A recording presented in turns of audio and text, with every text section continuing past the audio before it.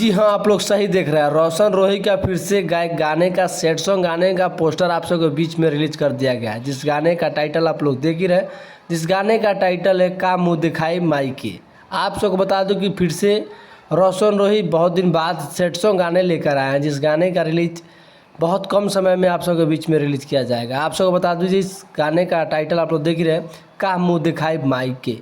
और आप सबको बता दूं कि आप सबके बीच में रिलीज किया जाएगा रोशन रोही इंटरटेनमेंट यूट्यूब चैनल पर आप सबको रिलीज़ किया जाएगा। जिस गाने को गाए हैं सिर्फ रोशन रोही की आवाज़ में इस गाने को गाया गया है।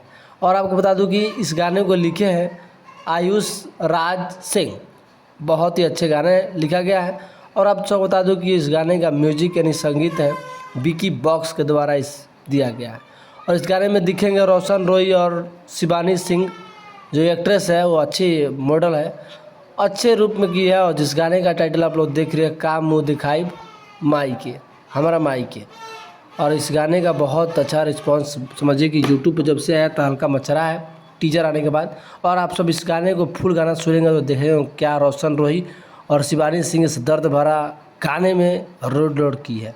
तो चलिए नमस्कार है, आप सब देखना शुरू कर रहे हैं भोजपुरी प्लेटफॉर्म। और इसी तरह का वीडियो देखने के लिए चैनल को सब्सक्राइब करें ताकि भोजपुरी का तमाम सारी खबर आते रहे। और इसी तरह का वीडियो देखने के लिए चैनल को सब्सक्राइब करें।